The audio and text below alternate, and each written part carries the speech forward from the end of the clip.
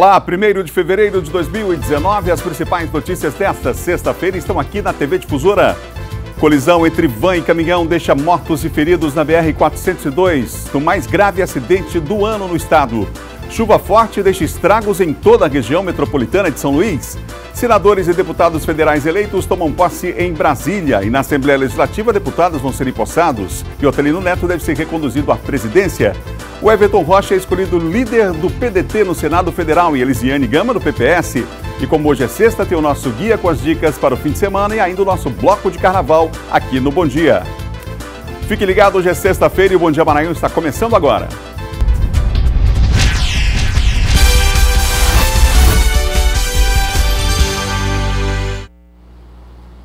São 7 horas e mais 1 minuto. Um ótimo dia para você que nos acompanha em todo o estado aqui pela TV Difusora. Estamos começando o nosso Bom Dia Maranhão e vamos começar vendo como é que São Luís amanheceu hoje, a capital de todos os maranhenses.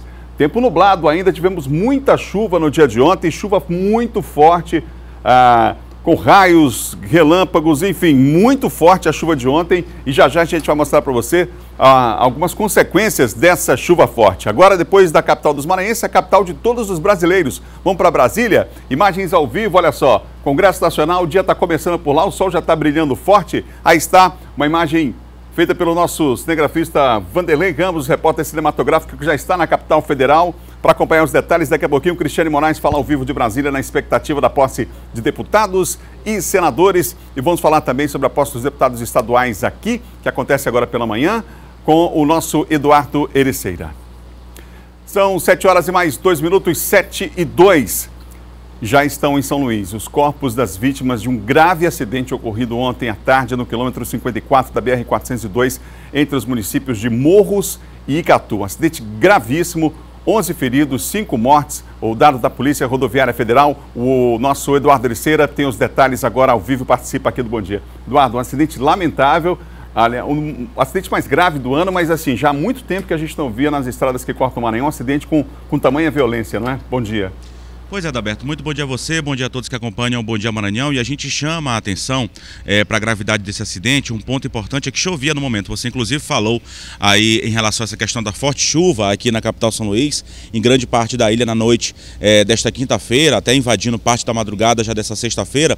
E a gente chama a atenção para a chuva também no interior do estado. Tem chovido em boa parte do estado do Maranhão, em boa parte até do país. E no momento a gente percebeu pelos vídeos que foram, que circularam primeiramente nas redes sociais, que o asfalto estava molhado, mas segundo a Polícia Rodoviária Federal, o acidente teria sido motivado por conta aí de uma ultrapassagem indevida. A gente tem inclusive fotos, imagens desse acidente. Ontem, por volta de 11h30 da noite, o acidente aconteceu por volta das 14 horas, 2 horas da tarde, portanto, dessa quinta-feira, mas às 11h30 da noite, ainda de quinta, a Polícia Rodoviária Federal, ela confirmou o nome das pessoas. Foram 5 pessoas que morreram ainda logo após o acidente, não chegaram nem a ser socorridas, e a Polícia Rodoviária Federal confirmou o nome de algumas, inclusive com sobrenome.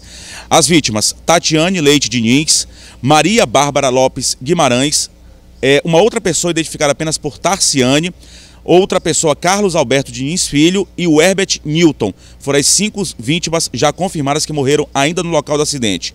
Além dessas 5 vítimas, 10 pessoas foram socorridas, algumas em estado grave. O condutor da van, que estaria realizando ultrapassagem proibida, segundo informou a Polícia Rodoviária Federal, também morreu. O condutor do caminhão teve lesões graves, foi uma colisão entre uma van e um caminhão.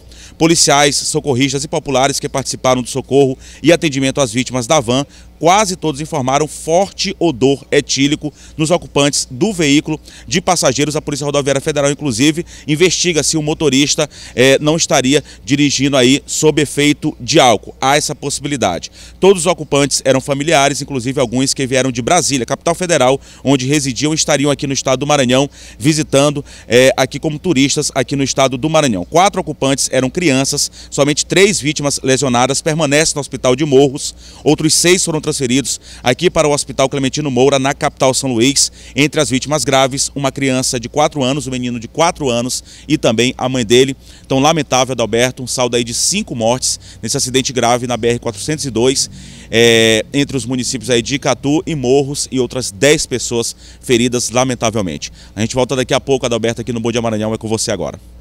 Obrigado, Eduardo. Daqui a pouco o Eduardo volta com outras informações. São 7 horas e mais 5 minutos e a chuva que caiu na noite de ontem deixou vários pontos da cidade alagados. Na região do Mercado Central, a água invadiu algumas lojas. Confira na reportagem de Hugo Viegas. Vários pontos da cidade ficaram completamente alagados. Neste trecho da Praça Maria Aragão, motoristas tiveram que ter cuidado para passar em direção à Avenida Beira-Mar.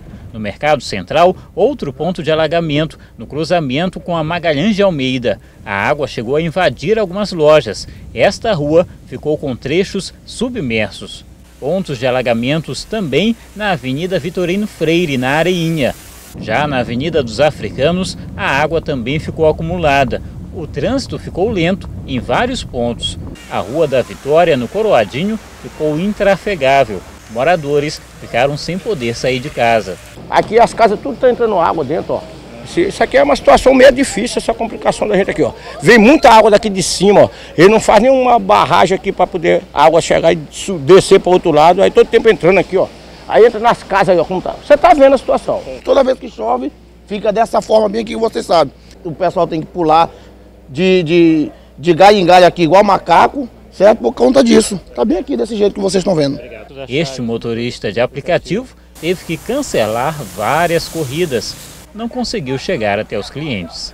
Não tem condições, não é só nessa rua. Já fiz isso hoje, até encostei o carro para ver se passa, porque não tem condições de trabalhar na chuva desse jeito. Situação bastante complicada, não é? Em Passo do Lumiar, um telespectador fez imagens de como ficou a Avenida 4 no Conjunto Tambaú. Dá só uma olhada. Um dos moradores afirma que teve a casa e um bar invadidos por essa enxurrada. Olha a força da água nessa avenida. Olha o tamanho da avenida, como é que ela ficou completamente tomada. Ó. Imagens feitas por um telespectador, enviadas aqui para a equipe da TV Difusora. O bar ficaria desse outro lado aí, essa parte de frente aí. A casa do proprietário desse bar fica desse lado onde está sendo feita a imagem nesse momento, que foi feita por um telespectador. Olha só a força impressionante, chuva muito forte em toda a região metropolitana de São Luís ontem. São 7 horas e mais 7 minutos. O governo federal decidiu intensificar as fiscalizações em barragens espalhadas pelo Brasil. Aqui no Maranhão, as vistorias devem ocorrer em até 90 dias.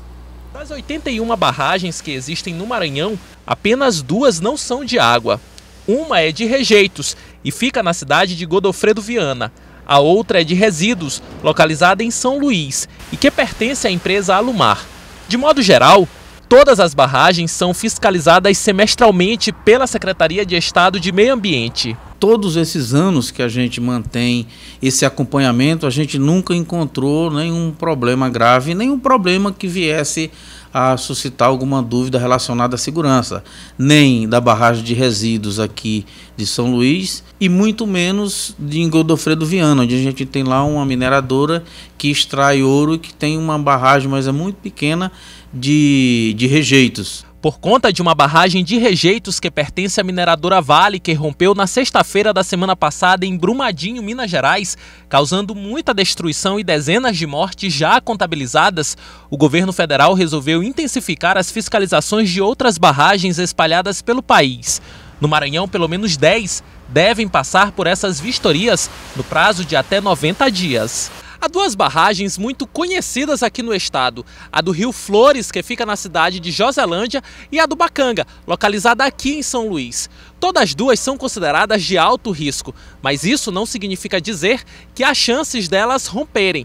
Na verdade, essa classificação está relacionada ao grande volume de água que as 2 barragens recebem. A barragem do Bacanga fica exatamente entre a região central da cidade e a área Itaquibacanga. De acordo com a Secretaria de Estado de Meio Ambiente, não há motivos para preocupações. As barragens maranhenses, segundo o órgão, estão sob controle. Nós estamos seguros, tanto na capital, como lá em Godofredo Viana, quanto a barragem de resíduos e de rejeitos, que são só 2 que existem aqui no nosso estado.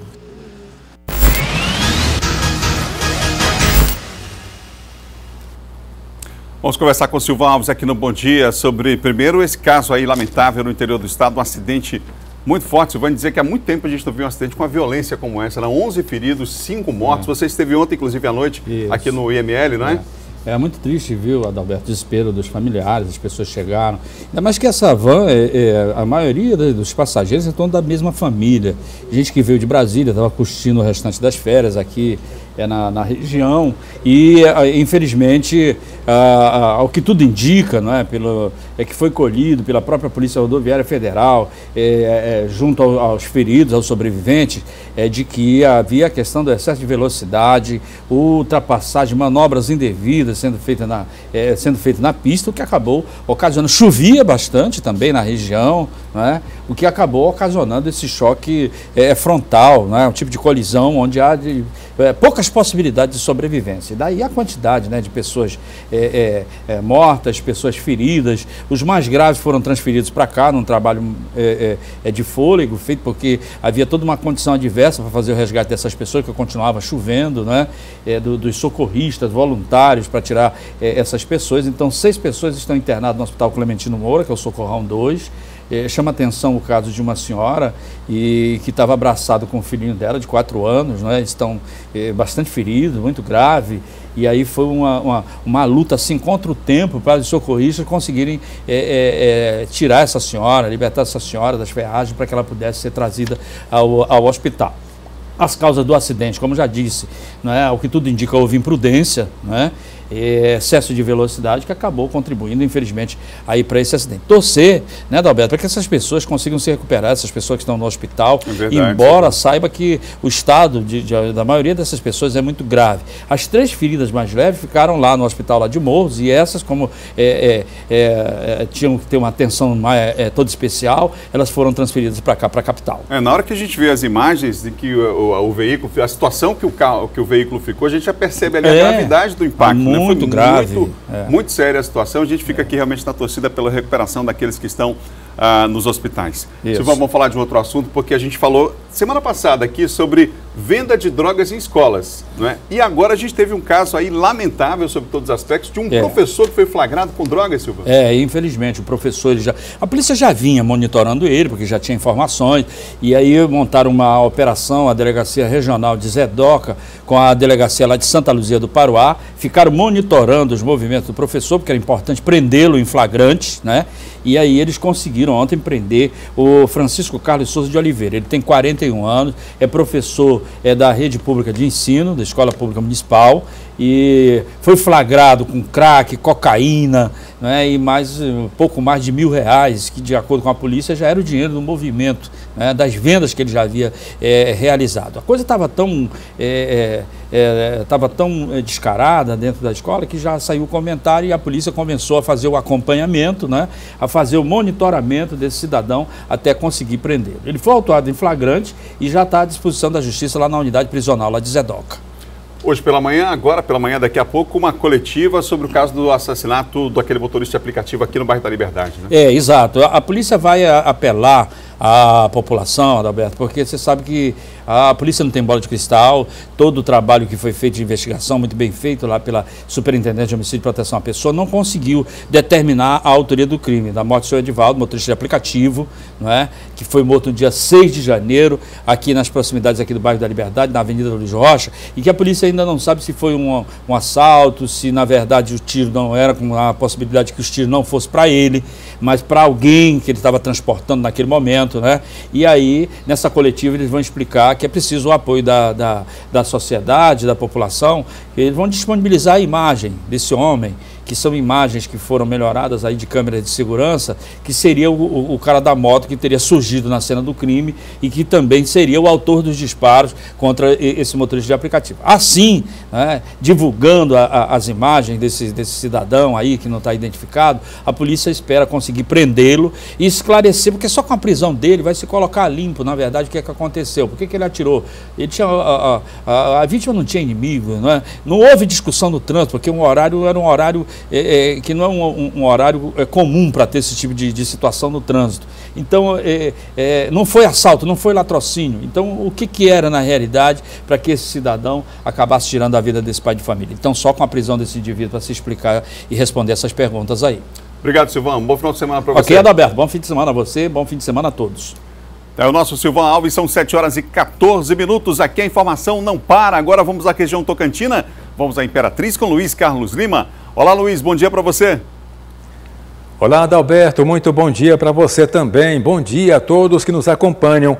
A gente começa a participação falando de uma atitude muito comum aqui em Imperatriz e, é claro, em muitas cidades brasileiras, que é a ocupação desrespeitosa e ilegal das vagas destinadas a pessoas idosas ou com deficiência nos estacionamentos, sejam eles públicos ou privados.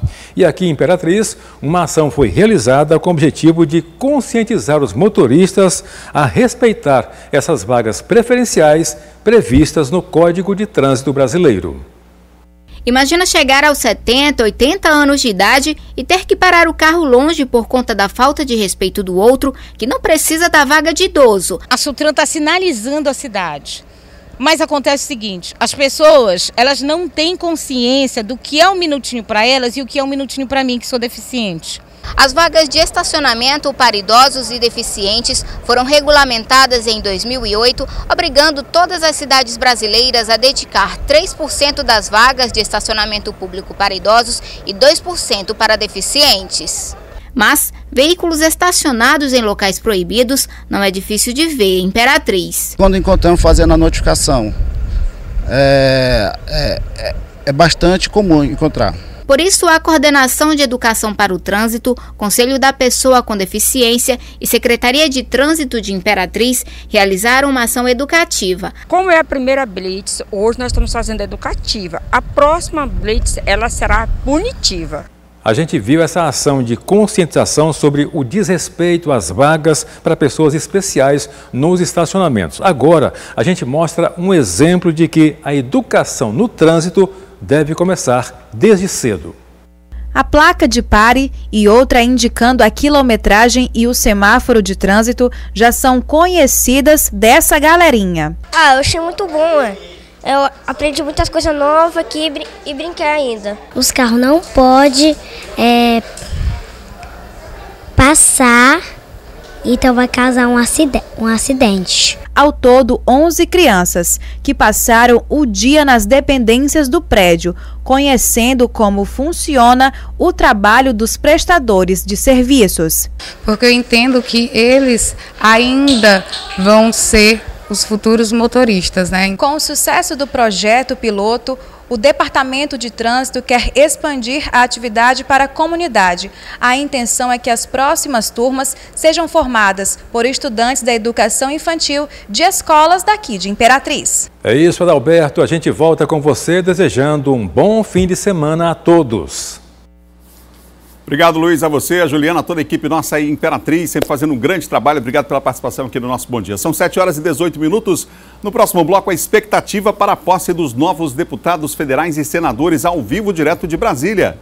E mais, aqui em São Luís, agora pela manhã, vão ser empossados os deputados estaduais eleitos e reeleitos. São 7h18. Vamos a imagens ao vivo agora. Da capital federal, aí está imagens do eixo que dá acesso ao Congresso Nacional. Já já, ao vivo, as informações direto de Brasília para você. O céu azul, bela imagem aí de Brasília, céu aberto na capital federal. Voltamos já.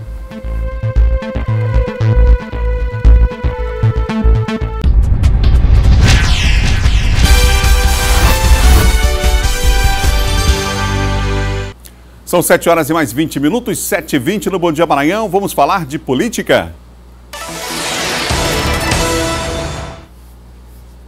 Vem para cá, Diogo Trim, porque hoje é o dia de intensa movimentação na política, em Brasília, aqui em São Luís também. Olá, Diogo, bom dia para você. Bom dia, Adalberto. Bom dia a todos. Bom, Diogo, nós vamos ver agora uma reportagem que a Cristiane Moraes fez lá em Brasília, desse dia que antecedeu aí essa posse dos deputados eleitos e reeleitos e também essa movimentação para a mesa diretora das duas casas, não é? Aliás, John, queria que você confirmasse, ontem nós tivemos os 2 senadores do Maranhão eleitos para ocupar um lugar de destaque no Senado Federal, não é, John? É isso, Adalberto. Ontem os 2 senadores recém-eleitos do Maranhão, o senador Everton Rocha e a senadora Elisiane Gama, tanto o Everton quanto a Elisiane, pelo PDT, o Everton foi escolhido pelos seus pares, são 4 senadores ali do PDT e os 4 senadores, inclusive, entre esses senadores, Adalberto, o Cid Gomes, que é o irmão do Ciro Gomes, eles acabaram escolhendo o Everton como a liderança do PDT no Senado. Importante lembrar que o Everton já foi a liderança do PDT na Câmara Federal e ele já chega a Câmara Alta como o líder do PDT. Por sua vez, também a Elisiane Gama, Adalberto, também uma parlamentar também muito atuante como deputado federal, mas agora também já chega no PPS sendo uma liderança ali forte e conseguiu então ontem galgar esse posto, ou seja, 2 senadores do Maranhão. Isso mostra força, isso é importante para o Estado e é claro que isso favorecerá as pautas que serão colocadas ali, sobretudo aquelas que favorecem os interesses do Estado do Maranhão. Movimentação intensa em Brasília, às vésperas desse dia importante de posse. Nós vamos ver agora a reportagem de Cristiane Moraes. Às vésperas da posse dos senadores e deputados federais, o clima no Congresso Nacional era de disputa e articulação. Durante todo o dia, a movimentação foi grande aqui no Senado, tanto de jornalistas quanto de partidos e blocos. O MDB apostou mais uma vez em Renan Calheiros. Aos parlamentares da bancada, cumpre fazer a escolha, e cada um escolhe de acordo com a sua consciência. Na democracia não tem um processo mais eficiente e mais agregador do que o processo da escolha. De hoje para amanhã muita coisa vai acontecer, mas nesse momento não há espaço para minha candidatura, porque não tem um partido que venha apoiar. Nesse aspecto, nós vamos ter aí, de hoje para amanhã, quem sabe, algumas desistências, mas eu acredito que, por serem 2 turnos, isso está decidido por todos os candidatos, acredito que só haverá desistência no segundo turno. Portanto, não cabe mais um ou uma candidata nesse processo. O Everton Rocha participou da reunião do Bloco Independente, formado pelo PDT, Rede, PPS e PSB.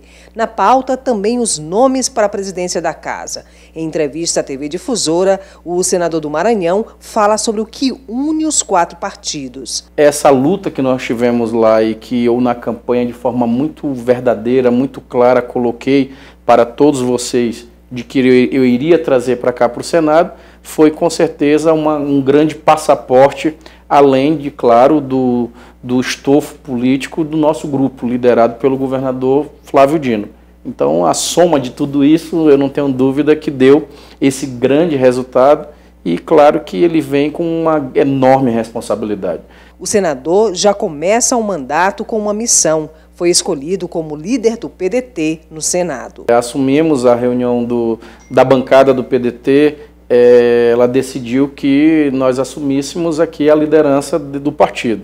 Então, nós fazemos parte de um bloco, esse bloco se chama Bloco Independente, então nós não faremos nem situação automática e nem oposição sistemática ao governo que está aí, que foi eleito federal.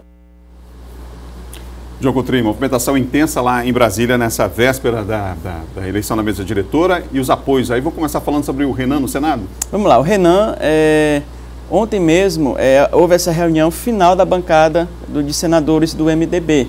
13 senadores do MDB, e lá eles definiram o seguinte, que o Renan será o candidato do partido. Foi 7-5, Adalberto, bastante apertado contra a Simone Tebet aí, que apareceu nas imagens, ou seja, o Renan, que aí costurava os apoios por trás, ele que dizia que não era candidato, mas a gente sabe que o Renan é uma velha raposa política. Ele aí então já trabalhava com a liderança, os caciques do MDB, tanto com o ex-senador, ex-presidente Zé Sarney. O Sarney se empenhou, Adalberto, pessoalmente aí na campanha pró-Renan. O Sarney passou o dia todo ontem ligando para senadores, conversou com alguns pessoalmente, ou seja, e ele até levou uma conta, contabilizou que o Renan pode ser eleito presidente do Senado com mais de 50 votos dos senadores, segundo aí as contas do próprio José Sarney. Portanto, o Renan aí é o favorito. Pode haver surpresas? Pode, mas o Renan continua sendo favorito. Tanto é que ele recebeu ontem uma ligação do próprio presidente Jair Bolsonaro e isso causou um desconforto muito grande, porque ele teve que ligar também ao Bolsonaro para os outros candidatos a senadores, porque vazou a conversa. Ou seja, o governo já sabe que o Renan pode ser eleito presidente do Senado e com apoio aí, claro, da bancada do PSL, do próprio presidente Jair Bolsonaro. Ainda sobre o Renan, ontem um dos assuntos mais comentados do Twitter foi exatamente a questão do Renan e era no aspecto negativo. Never Renan, nunca Renan, foi um dos temas mais comentados na tarde de ontem, chegando a ocupar inclusive o 2º lugar entre os mais comentados do Twitter. Na Câmara dos Deputados, Rodrigo Maia. Rodrigo Maia, essa sim, essa candidatura está sacramentada, oficializada aí que mais de 15 partidos apoiando o Rodrigo Maia, ele deve se eleger tranquilamente com mais de 300 votos ali na Câmara Federal. É importante que se discute também a questão do voto fechado, o voto secreto ou o voto aberto. No caso do Renan, ele trabalha para o voto secreto, Adalberto, porque há um certo constrangimento ali dos senadores em declarar apoio publicamente ao Renan, porque ele responde aí, ele é investigado em 14 processos, inclusive em processos da Lava Jato, já se envolvendo em denúncias de corrupção. Então, para a imagem do Senado, para a imagem dos novos senadores, é muito ruim declarar esse voto aberto ao Renan. Vamos saber hoje se vai ser voto secreto ou aberto. Ontem, inclusive, uma reportagem vazou um áudio, né, do Renan conversando com executivos da JBS, foi uma conversa, digamos assim, nada republicana, né, entre o Renan e os executivos da JBS. Vamos para Brasília agora? Vamos lá? Vem comigo, porque a Cristiane Moraes está lá em Brasília. John, vamos acompanhar aqui a participação da Cristiane Moraes. Já está lá em Brasília, em frente ao Congresso Nacional. Cristiane, bom dia para você. Bom dia, Adalberto. Bom dia, John. Não é só o clima que está quente aqui, não, né? O sol já a pino aqui na capital federal, mas também o clima na Câmara e no Senado. Na Câmara, como o John já falou, tudo mais tranquilo, né? Uma eleição praticamente já definida para a mesa diretora com Rodrigo Maia, mas no Senado o clima pode ficar bem mais intenso. E ontem aqui, durante essas articulações que os blocos estavam fazendo, os partidos e a imprensa toda à espera dessa decisão se Renan sairia, né, candidato ou não, vários protestos aconteceram aqui no eixo em Brasília, com a frase Renan nunca, buzinaço e tudo, mas só que isso acabou não se refletindo nessas reuniões e dentro do próprio Senado o Renan sai como candidato à presidência aí do Senado. Uma coisa que eu queria destacar e que vocês começaram a abordar aí a respeito do Bloco Independente, que é formado pela Rede, PPS, PDT e PSB. Ontem, em entrevista para o programa Resenha, né, do meu amigo John Coutrin, o Everton Rocha falou que esse Bloco Independente ele não é nem oposição e também nem situação. Ele vai defender as causas e as pautas que são de interesse da população. E com os dois senadores do Maranhão, Elisiane Gama e o Everton Rocha, em cargos de liderança, que já chegam aqui com esses cargos de liderança, o Maranhão e o governo do Maranhão fica bem aqui no Congresso Nacional, né? Em relação à bancada maranhense, eu perguntava para o Everton, há diferenças ideológicas, né, dentro dessa bancada maranhense, mas ele disse que quando for de interesse do povo do Maranhão, e forem pautas comuns, eles fecham juntos, né? E quando não for, cada um segue a sua base ideológica. Vou mostrar para vocês aqui, olha só, a gente está aqui na entrada do Congresso, já muita cerca aqui em torno do Congresso e o policiamento aqui já começando a ficar mais intenso. Daqui a pouquinho, às 10 horas da manhã, começa a sessão de posse aqui no plenário Ulisses Guimarães, na Câmara, e eu queria destacar o que os analistas políticos fizeram uma análise sobre o perfil dessa Câmara que assume hoje, né? Com uma maior renovação desde o início do processo democrático, uma fragmentação partidária, mas é sim um plenário conservador. Das 513 vagas, 372 já exerceram cargo público, né? E 269 estão no primeiro mandato. Um dado que chama a atenção da gente também, John e Adalberto, em relação à participação feminina, né? São 436 homens para 77 mulheres, ou seja, nós mulheres ainda precisamos dar um passo à frente, né, e vencer essa barreira aqui dentro do Congresso Nacional. E a média, né, de idade dos deputados que assumem hoje é de 49 anos. Daqui a pouquinho, portanto, às 10 horas da manhã, a posse dos deputados federais aqui no Congresso Nacional, incluindo a posse dos nossos 18 deputados aí do Maranhão. Daqui a pouquinho a gente volta, viu? Obrigado, Cristiane. Imagens do cinegrafista Vanderlei Ramos, direto lá de Brasília, na volta daqui a pouco. John, a gente tem um quadro aqui, inclusive, que mostra essa composição, aquilo que a Cristiane falava, da composição na Câmara e no Senado. Vamos ver primeiro da Câmara? Nós temos a imagem aqui que mostra essa divisão, essa pulverização dos partidos políticos. Vamos ver então como é que ficou na Câmara dos Deputados essa divisão entre os partidos. Aí está, a composição na Câmara. Você percebe ali pelo colorido que se tem, né, a divisão enorme. Vamos tentar colocar aqui para a gente conseguir visualizar. Exato. Então, agora sim. Pronto. Nós temos, olha só, John, o PT 54, 52 o PSL, partido do presidente Jair Bolsonaro. Pode até mudar, Alberto, viu? Pode mudar. O PSL pode chegar a 54 também, até aumentar diante das novas filiações. Depois vem o PP. Olha o MDB, o tanto que encolheu lá na Câmara dos Deputados, né? Apenas 34 parlamentares. Essa nova composição, John, mostra que o governo vai ter que negociar e negociar a retalho agora, digamos assim, com o Congresso Nacional, qualquer medida, como por exemplo a reforma da Previdência, né? Exatamente, Adalberto. É importante destacar que é uma nova composição, uma renovação muito grande na Câmara Federal, algo em torno de 85%, Adalberto, de renovação desses deputados. E é claro que o primeiro passo importante é o PSL aumentar essa bancada dele. É claro, tem 52 deputados, pode chegar a 54, 55.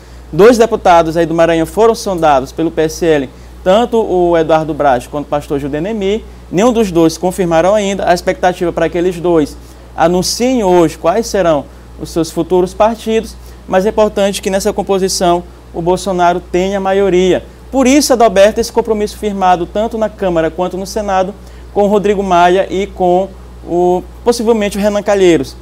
O Rodrigo Maia garantiu, assim que fechou o acordo com o PSL, que colocará em pauta a reforma da Previdência e outros assuntos do governo e tentará aí agregar a maioria dos deputados para que possa ali aprovar essas reformas do governo federal. Agora vamos ver uma outra imagem, que é a composição no Senado Federal. A gente tem essa imagem também, que mostra um pouco aí dessa correlação de forças agora no Senado. Bom, aqui está, em 2015, o PMDB com 23,45% ali dos senadores. E agora o MDB com 14,81%, encolhendo, né? Mas inclusive, ainda mais bancada, né? 2 senadores do Maranhão, o Lobão e o João Berto do MDB, que não serão mais senadores, 2 aí que já encolheu a bancada do MDB. Aí você tem o PSDB com 8, o PSD com 7, enfim. Também no Senado, pela representação que a gente vê aqui na imagem, também essa outra situação, a pulverização como característica também dessa eleição aí dos novos senadores, né, John? É isso, Adalberto, bem pulverizado. Ali também no Senado, uma renovação de 85%, a renovação foi maior. No Senado, a renovação dos senadores foram maior. E, claro, há dos senadores eleitos, há uma tendência muito forte pró-Bolsonaro. Então, poderia ser um pouco mais fácil aí no Senado aí as pautas serem colocadas a favor do governo Bolsonaro. Muitos senadores novos aí, dessa nova, digamos assim, formação política, dessas novas lideranças políticas, mas o Senado deve ser comandado, então, aí, a maior bancada, a tradição no Senado é que a maior bancada, os maiores partidos que têm maiores senadores, elejam o seu presidente. No caso, continua sendo o MDB, por isso aí, digamos assim, o favoritismo do MDB, do candidato Renan Calheiros, ali no Senado, ainda mais se a votação for secreta. São 7h35. Agora nós vamos ao vivo com o repórter Eduardo Ericeira, que tem informações sobre a posse aqui em São Luís dos deputados estaduais eleitos e reeleitos. Eduardo Ericeira participa com a gente aqui do Bom Dia. Vamos para lá? Vamos com o Eduardo?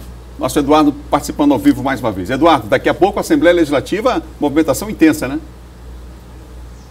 Pois é, Adalberto. Muito bom dia também ao Diogo Coutrinho. Voltamos a falar ao vivo aqui no Bom Dia Maranhão. E a Cris falou lá de Brasília, a Cristiane Moraes falou sobre essa questão da renovação aqui também na Assembleia Legislativa do Estado do Maranhão. Uma renovação muito grande. Dos 42 deputados que vão tomar posse hoje, apenas 19 foram reeleitos e 23 estão assumindo agora a posição de deputado estadual. Quer dizer, uma renovação acima de 50% também aqui na Assembleia Legislativa do Estado do Maranhão. A cerimônia será presidida pelo deputado Rigo Teles. Como foi já informado, essa renovação acima de 50% e a grande maioria dos deputados eleitos foi do Partido Democrático Trabalhista, conseguiu aí 7 cadeiras, que é justamente o partido do deputado, ex-deputado agora federal que vai tomar posse hoje como senador eleito, o Everton Rocha. O PDT conseguiu 7 cadeiras, logo em seguida o partido do governador Flávio Dino, que conseguiu a reeleição, o PCdoB, com 6 cadeiras, logo depois vem o DEM com 5, PR, PV e Solidariedade com 3 cadeiras. Arnaldo Melo será o mais antigo da Assembleia Legislativa, ele vai para o 7º mandato. Logo depois vem o César Pires do PV, indo para o 5º mandato. Roberto Costa, do MDB, e Marcelo Tavares, logo em seguida, indo para o 4º mandato. Lembrando que da base governista, a grande maioria também, pelo menos 30 dos 42 deputados, são aí da base governista, da base do governador Flávio Dino, que teve o apoio da grande maioria dos partidos também, no pleito de outubro do ano passado, do PCdoB, PDT, PRB, PPS, PTB, DEM, PP, PR, PTC, PPL, PROS, Avante, PEM, PT, PSB e Solidariedade foram aí apoiaram a candidatura do governador reeleito Flávio Dino. Dos 10 deputados mais votados também, 9 são da base do governista, só para ter uma ideia aí. Se fala até que só 9 da oposição, mas esse número seria de pelo menos 12 deputados, mas poderia chegar só a 9 aí de oposição ao governador Flávio Dino. Portanto, a grande maioria dos 10 deputados mais bem votados na eleição de outubro do ano passado está a Detinha, que foi a mais votada, com 88.402 votos, é da base governista. Logo depois, Cleide Coutinho e Duarte Júnior aparecendo na 3ª colocação como mais bem votado, com 65.144 votos, do mesmo partido do governador Flávio Dino, PCdoB. Em seguida vem Zé Gentil, Otelino Neto, que deve ser reconduzido aí como presidente da Assembleia Legislativa. Márcio Onais é também muito bem votado, ex-secretário de Agricultura, com 56.322 votos, do PDT, também da base governista. Doutora Thaisa, Adriano Sarney, aí sim, dos 10 mais bem votados, apenas o Adriano Sarney faz oposição, do PV, também foi reeleito. Carlinhos Florencio e na 10ª posição, 10º mais bem votado, Neto Evangelista, que foi reeleito e também é da base governista. A cerimônia começando daqui a pouco, de posse também na manhã desta sexta-feira, dia 1º de fevereiro, aqui na Assembleia Legislativa do Estado do Maranhão, no bairro do Coafuma. A gente traz mais detalhes, claro, toda a cobertura ao meio-dia Na Hora D. Voltamos com você no estúdio, Adalberto, John Coutrin. Grande abraço a todos os ouvintes, a todos os telespectadores do Bom Dia Maranhão. Obrigado, Eduardo. John Coutrin, renovação, palavra-chave. Muita gente nova aí na Assembleia assumindo a partir de hoje, né? Muita gente nova, Adalberto. É interessante que, pelos dados aí do Eduardo que ele mostrou, ao seguinte, uma grande maioria dos deputados fará parte do bloco governista, ou seja, o governador Flávio Dino terá uma vida mais fácil na Assembleia Legislativa diante dos projetos que serão levados para aquela casa. Ou seja, uma bancada muito forte, tanto do PDT quanto do PCdoB, que são os principais partidos aí que formam a base partidária, que compõem, que aglutinam aí a base partidária do governador. Esses partidos contam com maior número de deputados. Então o governador terá assim, uma tranquilidade em relação ali à sua base na Assembleia. De oposição, apenas algo em torno de 6 deputados dos 42 farão oposição ao governador Flávio Dino. Falando em oposição, Adalberto, hoje a única disputa que terá em relação à composição da mesa diretora será pelo cargo de 4º vice-presidente. Porque essa disputa é que o presidente Otelino, ele fez um acordo aí com a oposição de que eles indicariam um nome na mesa diretora. Bom, só que a oposição ainda não chegou a um consenso de qual nome será. Então, deve ser levado para plenário uma disputa entre o Roberto Costa e o Arnaldo Melo. É importante salientar que o Roberto Costa conta com apoio da maioria dos deputados governistas, ou seja, para os deputados do governo, o Roberto Costa seria melhor ali no cargo de 4º vice-secretário. Portanto, o Arnaldo Melo dificilmente, se não houver um acordo, ele ocupará esse cargo de 4º vice-secretário. Então, formada a mesa diretora, primeiro o presidente Otelino Neto e o primeiro vice-presidente, o Glaubert Coutrin. Obrigado, John. Até segunda. Até segunda-feira, Adalberto. São 7 horas e mais 40 minutos, 7h40. No próximo bloco aqui do estúdio eu recebo o secretário de Cultura e Turismo, Diego Galdino. Vamos falar de carnaval, tem a participação de Joel Jacinto também no nosso bloco de carnaval. E mais, Lécio Júnior traz as informações do esporte. Ontem o Moto venceu, resultado importante. Daqui a pouco de Brasília, as últimas informações sobre a posse de deputados e senadores. Bom dia, volta já. Imagens ao vivo nesse momento ainda da capital federal, esplanada nos ministérios nesta manhã de sexta-feira. Bom dia, volta em instantes.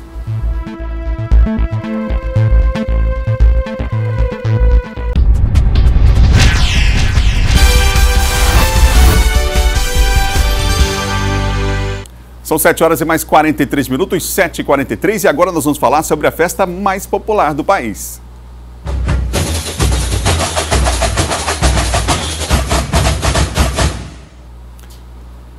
Vamos falar sobre carnaval com o Joel Jacinto. Vem para cá, Joel, para a gente falar. Joel toda sexta-feira está com a gente aqui no Bloco de Carnaval. Final de semana aí com muitas atrações. Joel, bom dia. Bom dia, carnaval. Tranquilo, fevereiro. Carnaval. É um novo festa. dia, né? Carnaval. Tá chegando a hora. Tá chegando a hora. Pré-carnaval, final de semana mais uma vez agitado aqui na ilha. Agitadíssimo, Adalberto. Começa logo nessa sexta-feira na Praça lá, Nauro Machado, com algumas atrações envolvendo blocos tradicionais, escola de samba, shows.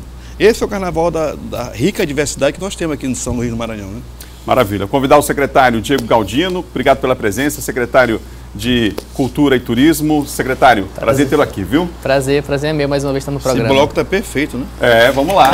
Secretário, a gente está vivendo pré-carnaval, né? Já uma intensa movimentação em vários pontos da cidade, no estado inteiro, por que não dizer? A gente tem informações lá em Imperatriz, por exemplo, venda já de abadás, blocos organizados nas ruas, inclusive mais até do que do ano passado. E o que está sendo preparado nessa programação oficial para apoiar, inclusive, essas manifestações? É isso mesmo, nós estamos aí com a valorização da cultura, como o Joel citou aqui, o carnaval de tradição, o carnaval de rua.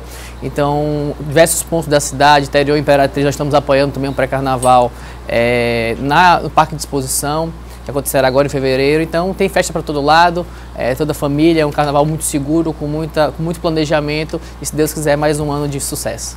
Joel. Entendemos que a pré-carnaval começa hoje, praticamente o mês de fevereiro, né? Como diz a própria música, é fevereiro, é um novo dia, vai todo mundo se exilar no País da Alegria, né? E, Diego, essa programação de pré-carnaval, ela atende a Praia Grande, ou já com a Praça Nauro Machado, e amanhã com o Circuito Beira-Mar e o Centro Histórico, né? Isso, nós valorizamos o Centro Histórico, o Circuito Beira-Mar ele já começa, o Sol Safados, que é um grande sucesso, estará na Avenida Beira-Mar, fazendo o Circuito Maria Aragão Refesa, e o Bloco da Imprensa, que já é tradição, já faz parte do calendário oficial na Praia Grande, e hoje é Nauro Machado, e domingo a Grande Madre de Deus, que já é tradicional, que já começou desde o Réveillon. Para falar a verdade, já tem muita festa, muita alegria na Madre de Deus todos os domingos. Então, a programação diversificada, valorizando a nossa grande cultura. São dois pontos da Madre de Deus, o Largo do Caruçu e o Beco do Gavião. Isso, então, tradição. A gente aposta no que já faz sucesso, no que já é sucesso. Então, a gente só faz fomentar e ajudar que esse período seja de geração de emprego e de renda para a comunidade. Essa estrutura de parceria com os órgãos de apoio logístico, iluminação, limpeza de rua, está tudo já definido. Tudo planejado. A gente começa a planejar o carnaval quando encerra o anterior. Então, nós planejamos esse carnaval desde o ano passado. Já lançamos o edital em setembro, outubro. Estamos com a programação pronta do carnaval e do pré-carnaval já lançando agora. Então, é uma festa de alegria com muito planejamento, muita segurança e com todos os órgãos envolvidos. Secretário, agora, o que está preparado para o carnaval especificamente? Esse casamento, o governo do estado e prefeitura vai acontecer também. Nós teremos novamente o Carnaval de Passarela, que a gente sabe que tem o seu público, né, tem a sua importância, inclusive histórica, né? Nós temos aqui no Maranhão uma das escolas de samba mais antigas e tradicionais do Brasil, que é a Mangueira, né, Joel? Turma da Mangueira, Turma da Mangueira. João Paulo. É isso mesmo, o Carnaval é parceria com a prefeitura, nosso grande parceiro. Nós faremos a Passarela do Samba, faremos o Circuito Beira-Mar, que já é um circuito famoso e charmoso, e a Madre de Deus, que já é valorizada e tem sua tradição. Nós teremos também um grande baile no Seprama, como todos os anos acontece, então teremos uma diversidade, como todo ano fazemos, e vale lembrar que já começamos a pagar 80% das escolas de samba, Joel, que já ajuda que eles comecem a projetar e façam um grande carnaval. Então os grupos já estão recebendo o cachê antecipado, 50% antecipado, escola de samba 80% antecipado, para que eles consigam fazer um grande carnaval e, como eu disse, possam gerar emprego e renda para a comunidade, para o povo do Maranhão. Já que está antecipando o cachê, antecipa para a gente aí as atrações desse carnaval que está chegando. Em breve a gente vai divulgar aí esses próximos dias as atrações, principalmente que teremos um mix de atrações locais com nacionais. Então teremos um grande carnaval, artista de nome, artista de peso, artista maranhense. Então será um grande carnaval de alegria com muita gente na beira-mar e muita segurança. Uma coisa que você tem pegado nos últimos anos, Diego Galdino, a questão do horário, o início e o término, né? Isso aí é uma parceria entre vocês e os órgãos de segurança, né? Sempre o começo das atrações, seja na sexta, no sábado e no domingo. Isso, nós trazemos para o horário mais cedo, para que a família possa ir, possa sair com segurança para casa, possa retornar com segurança para casa, e cada vez a gente tenta antecipar um pouco a programação para que a gente tenha essa segurança, essa gratidão, porque graças a Deus nenhum evento nosso aconteceu, nenhuma fatalidade, então a gente pretende manter essa pegada, essa postura com muito planejamento. Isso é sinal de muito planejamento, Joel, que a gente precisa ter esse planejamento para garantir que as pessoas saiam de casa com segurança e retornem para casa com segurança. Secretário, a gente já entrou em contato com o setor hoteleiro aqui da capital, a gente percebe que há uma motivação significativa, um otimismo em relação a esse período do carnaval. Nós já tivemos reflexo disso em anos anteriores, né? Qual a informação que o senhor tem a respeito desse assunto? Porque o setor hoteleiro já sinaliza uma ocupação significativa dos hotéis, em especial aqui da capital. Isso, a tendência é que cada vez a gente, com planejamento antecipado, com a divulgação, a gente consiga melhorar esse fluxo da rede hoteleira, bares e restaurantes. A gente acredita que teremos um incremento de 30% a 40% em relação ao ano passado, assim como foi o nosso Réveillon. Nosso Réveillon e Natal nós tivemos aí quase 100% da rede hoteleira de São Luís ocupada, Barreirinha 100%, Chapada das Mesas 95%. É um sinal desse reflexo de planejamento, né, e de muita luta porque essas festas valorizem a nossa cultura e valorizem também a geração de emprego e de renda, que é o que a rede hoteleira proporciona. Obrigado, secretário, pela presença aqui no nosso bloco de carnaval aqui do Bom Dia Maranhão. Obrigado. Qualquer coisa estamos à disposição. Obrigado mais uma vez. Portanto, o secretário Diego Galdino participando conosco aqui. São 7 horas e mais 49 minutos, 7h49, você ligado aqui no Bom Dia Maranhão. Joel, para encerrar, mais dicas aí para o final de semana para o pessoal que está acompanhando. A gente reafirma que hoje começa o pré-carnaval, né, como o próprio secretário frisou, começa ali na Praça Nauro Machado, as atrações são a partir das 6 da tarde, São Brasil, Os Apaixonados, que é um bloco tradicional que vem do Contraque, a bateria do bloco Afra Comabu, também a Escola de Samba Marambaia, que é campeã do carnaval, e fecha com o show do Luiz Carlos Guerreiro. No sábado nós temos o Circuito Beira-Mar, que o secretário falou, que é o bloco Só Safados, que um bloco começou pequeno, né, bom que se diga, o bloco de rua, que hoje está crescendo, vem com o Batuque das Onças, Maratuque e o Poaçu. E ali na Praça dos Catraeiros, em frente ao Bar do Porto, acontece a primeira concentração já do carismático, querido Bloco da Imprensa, né? Começa com o Bendito Samba, segue com as Brasileirinhas, Bloco Tradicional Príncipe de Roma, entendeu? Bateria da Favela do Samba, encerrando com Máquina de Descascaralho, o Bloco da Imprensa. E vamos colorir, Adalberto. Tá legal, Joel. É o tema do bloco da imprensa. Vamos colorir. Maravilha. A gente vai acompanhar tudo isso, você vai ver aqui na TV Difusora. Valeu, Joel. Obrigado. Obrigado. Bom final de semana, companheiro. Vamos lá. Tamo junto. 7 horas e 51 minutos. Você ligado aqui no Bom Dia Maranhão. É hora do roteiro da sua diversão com Jéssica Lima.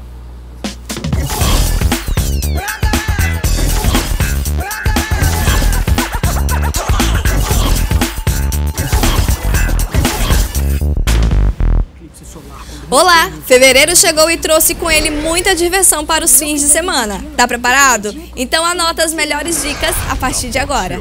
No cinema, muita ação e aventura te esperam no filme O Menino que Queria Ser Rei.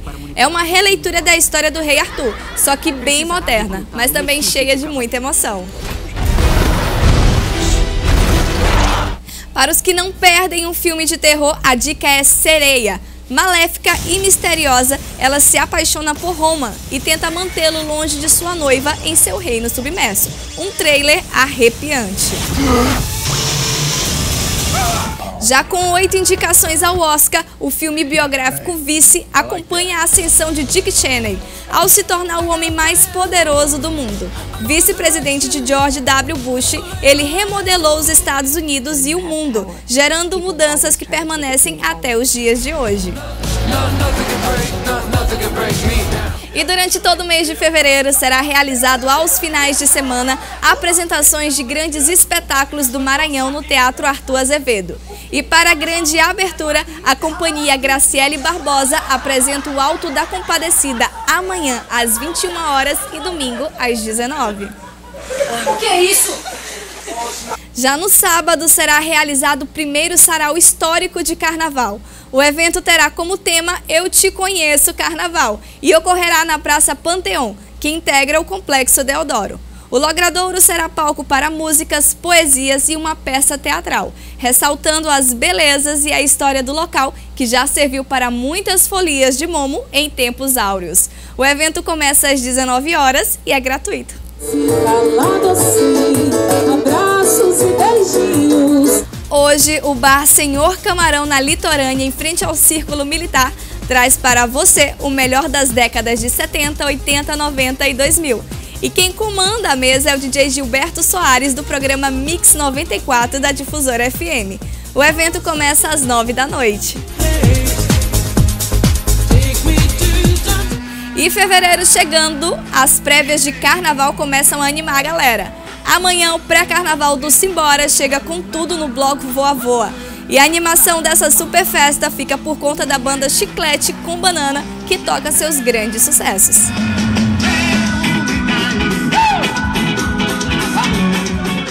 E amanhã também é dia de um dos mais tradicionais blocos de carnaval de São Luís começar a brincar nas ruas. É o Bloco da Imprensa, que nesse ano usa o tema Vamos Colorir. A concentração será em frente ao Bar do Porto, na Praça Catraeiros, na Praia Grande, a partir das 18 horas.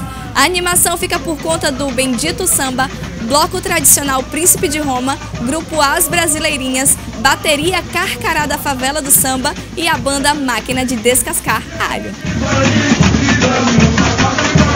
É muita coisa boa, né? Agora é só escolher o que melhor combina com você. Eu volto na próxima sexta. E se você quer divulgar o seu evento aqui, é só mandar todos os dados para este e-mail que está aparecendo aqui embaixo. Até a próxima. Tchau, tchau. Valeu, Jéssica. 7h54, é hora de falar de esporte.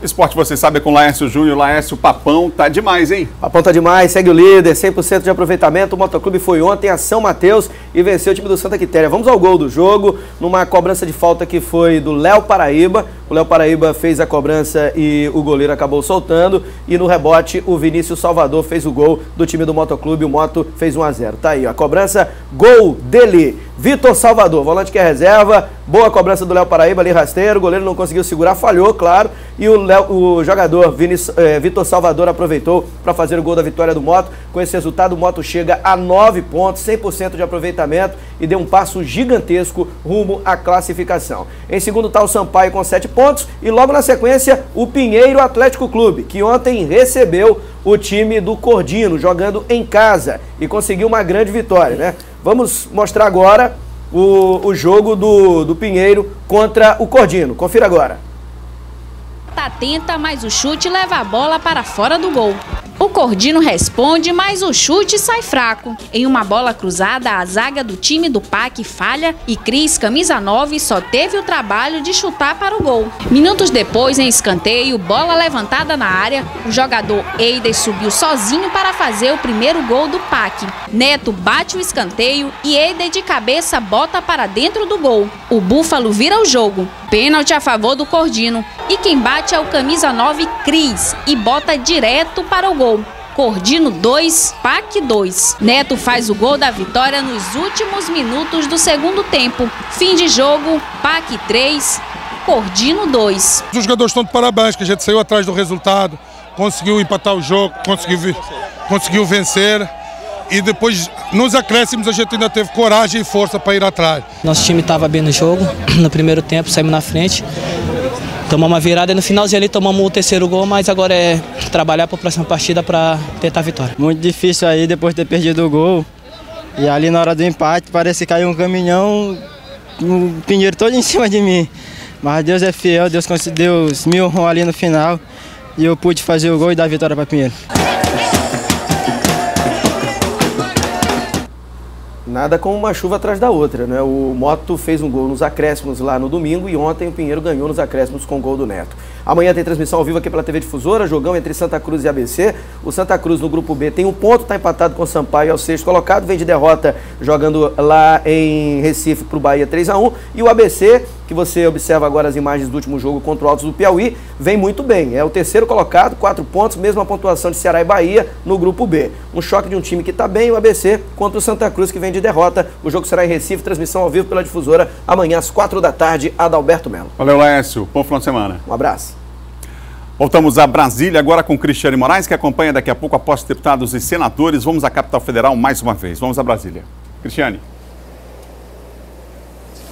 Adalberto, a gente está aqui de volta e eu estou aqui no gramado mais democrático do país, palco de várias manifestações populares. Ali a gente já vê a aproximação de pessoas, a chegada de pessoas, de povos e comunidades tradicionais. Pessoas estão reunidas ali com a Marina Silva, né? Povos indígenas, seringueiros e outras pessoas e lideranças do movimento social que já se fazem presentes aqui em frente ao Congresso Nacional, nesse palco, como eu já falei, que já foi palco, né, de muitas manifestações políticas por parte, né, da população, de muitos protestos, de muitas reivindicações, né, e de muita história também para o Brasil. Bom, daqui a pouquinho, às 10 horas da manhã, portanto, começa a solenidade de posse aqui na Câmara Federal. A 56ª legislatura, a cerimônia vai acontecer no plenário Ulisses Guimarães. Será feita uma chamada nominal dos deputados para que eles façam rapidamente um juramento à nação de compromisso, ok? A gente volta durante toda a nossa programação com notícias aqui de Brasília. Bom dia para todos. Bom dia, Cristiane. Está, portanto, com imagens de Brasília. A gente encerra o Bom Dia Maranhão de hoje. Para você, um ótimo dia. Outras notícias no Portal M10. Até segunda às 7. Osmar Filho é o nosso entrevistado, o presidente da Câmara de Vereadores de São Luís, na segunda-feira. Até lá.